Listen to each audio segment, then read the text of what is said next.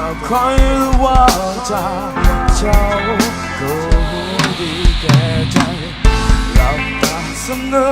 ว่าภัยคือคนผิดสมนึกให้คืนใจโดยปีน้ำตาให้มันวุ่นวายจบไปเสียทีทุกคำที่มีความหมายในวันนี้ใส่กล่องฝังลงพื้นดินฟ้าบันดาลหัวใจ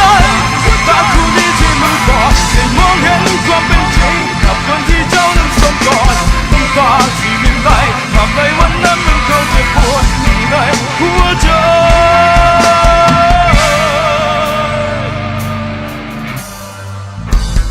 คำสั้นๆง่ายๆบางจุดตรงใจให้มัน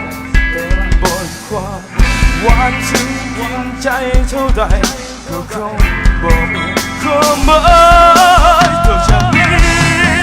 บ่มีแล้วที่หาก็คิดจะเหตุให้มันดีเท่าใดยิ่งมีลม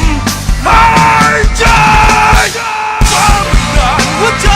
ให้ตาคู่นี้ที่มืดบอดมองเห็นความเป็นจริงกับคนที่เจ้านั้นสมกอดน้ำตาที่รินไหลทำให้วันนั้นมันคงจะปวดอยู่ในหัวใจ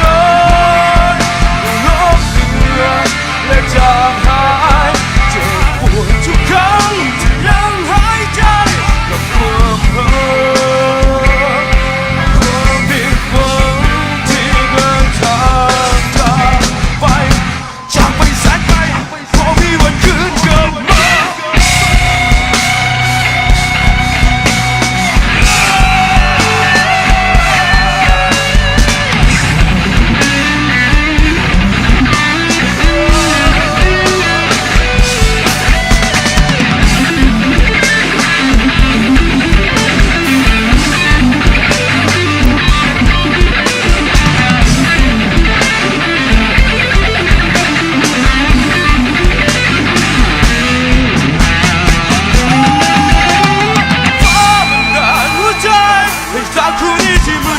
ที่มองเห็นความเป็นจริงกับคนที่เจ้านั้นสวมกอดน้ำตาที่ไหลทำในวันนั้นมันคงเจ็บปวดอยู่ในหัวใจ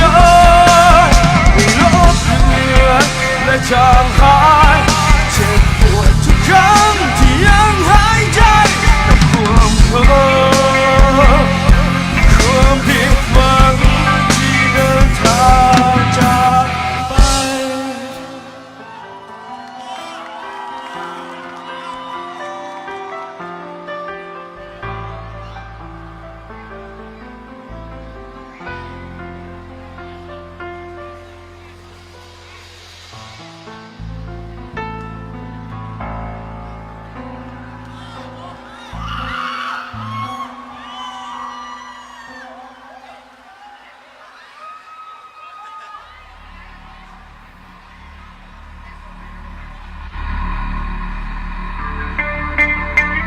หลายคนเชื่อว่าหลายคนต้องห้องเพลงนี้ได้อย่างห้องน้ำกันเนาะ Girl I know I want you Baby girl I know you want me too Everybody in the club just say oh Everybody in the club just say oh Put your hands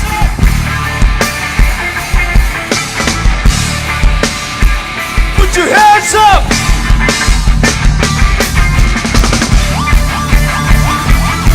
Make some noise!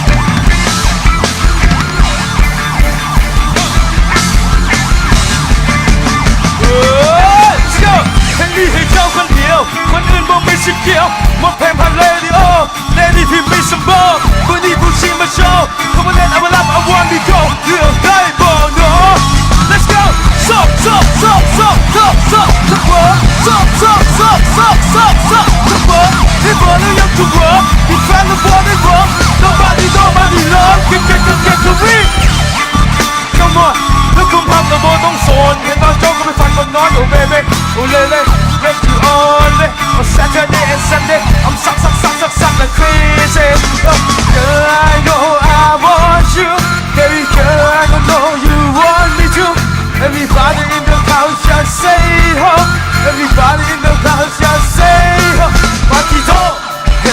ก็ร้ายยังเข้าไปทักยังเข้าไปท้ายจะเป็นพระเจ้าก็สิสบายมันต้องมานั่งทุกข์ใจว่าเป็นอย่างจริงบ่มีภัยกูแล้วสิเห็นจังใดอยากให้เจ้ามาเป็นไอ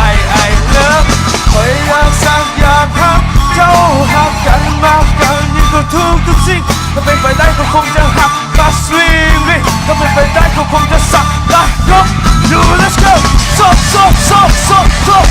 บเบิร์ไม่บอกแล้วยังจะบอกที่แฟนไม่บอกได้บอก nobody love get I want you but you don't want me more baby I want you but you don't want me more Sunny I want you but you don't want me more baby I want you but you don't want me more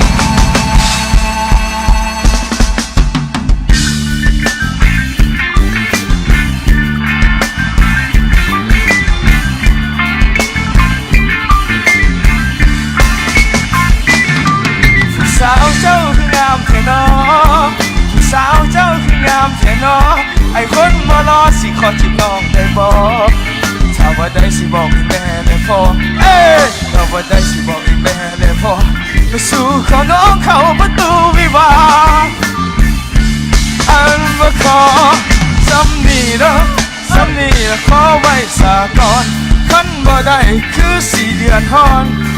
เดือนฮ้อนอยากได้น้องมาห่วงนอนคนตะงอนน้องทุกคนหน้ามนมีหลายคนละมาจับมาจองถ้าบ่ได้น้องอายก็คงนอนซัก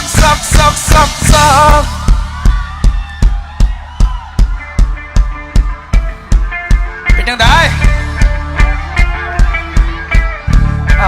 สบายดีพวกเราโรดได้ดีเนาะไม่ได้ค่ำคืนของการแข่งขันเรื่องทุกท่ายกันแล้วเนาะ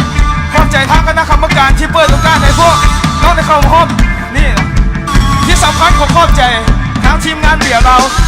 ได้สร้างงานดีๆแบบนี้ขึ้นมาให้พวกเขาได้แสดงความสามารถพร้อมสุดท้ายกันแล้วเส้นเสียงฝากซ้ายเบิ้งฝากขวาทางกลางโอเคฟังเลยว่า one two three go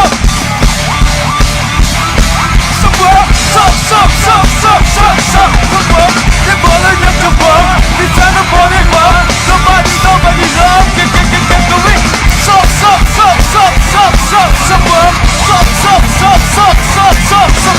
They ball and you can ball. We try to ball it well. Nobody love. Get going.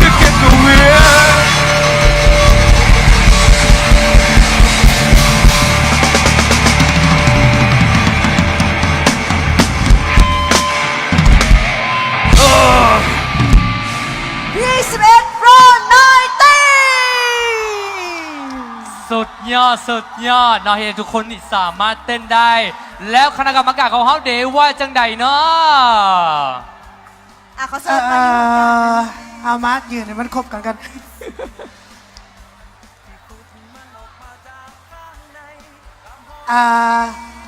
สำหรับเราก็ซิปเนาะ